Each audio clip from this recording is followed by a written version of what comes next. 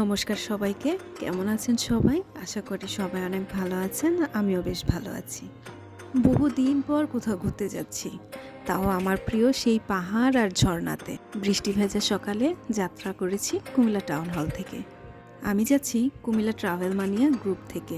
কুমিল্লার ভ্রমণ প্রেমিকদের কাছে এই গ্রুপটা খুবই জনপ্রিয়।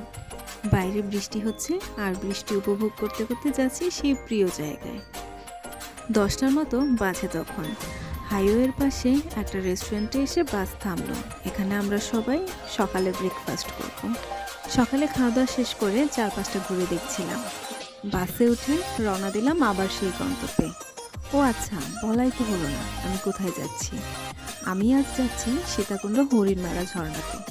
কে কে গিয়েছেন কমেন্টে কিন্তু অবশ্যই জানাবেন। বাস থেকে নেমে সবাই এখন হাঁটা শুরু করলাম।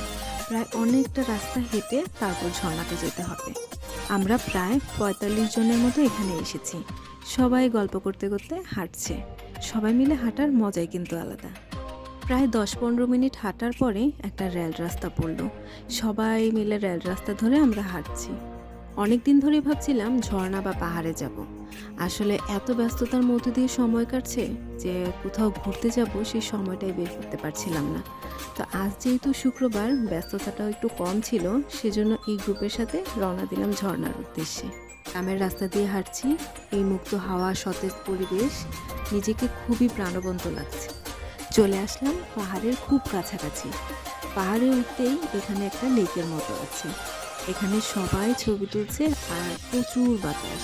তারপর পাহাড়ি রাস্তা ধরে হাঁটা শুরু করলাম ঝর্ণার উদ্দেশ্যে। লাইফে ফার্স্ট ট্রেকিং বলা যায় এটা আমার জন্য। খুবই অ্যাডভেঞ্চারপূর্ণ ছিল এই ট্রেকিংটা। বৃষ্টির কারণে মাটি অনেকটাই কাদা ছিল, তো খুব ভয় লাগছিল। তবে ভয়ের পাশাপাশি ভালোও লাগছিল যে জীবনের ফার্স্ট ট্রেকিং করছি সবাই মিলে একসাথে। আর কিছুটা পথ সামনে এগিয়ে গেলে সেই ঝর্ণার আওয়াজ শোনা যাচ্ছিল আর এখান দিয়ে ঝর্ণার জলগুলো বেয়ে বেয়ে আসছে। এখানের পাথরগুলো খুবই ধারালো। আপনারা যারা আসবেন তারা খুব সাবধানে কিন্তু পা ফেলবেন। অবশেষে চলে আসলাম সেই ঝর্ণাতে। ঝর্ণা দেখার পর এত কষ্ট করে যে এখানে ট্রেকিং করে এসেছি সেটার মনেই হচ্ছে না। আমার মতো যারা ঝর্ণা প্রেমিক আছেন তারাই শুধু এই ফিলিংসটা বুঝতে পারবেন।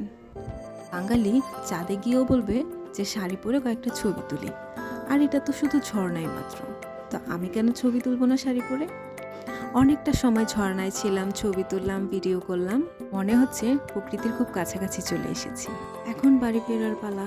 যাওয়ার সময় তো ট্রেকিং করে গিয়েছিলাম, আসার সময় বুট দিয়ে আসছি, কারণ সবাই এতটা টায়ার্ড ছিল যে ট্রেকিং করে যাবে সেই এনার্জিটা কারোর ছিল না। আজকের দিনটা আমার লাইফের খুবই অ্যাডভেঞ্চারপূর্ণ একটি দিন ছিল। আজকের ব্লগটা এইটুকুই। নেক্সট অন্য কোনো প্লেসে, অন্য কোনো ব্লগে আবার দেখা হবে। Thank you for watching my blog.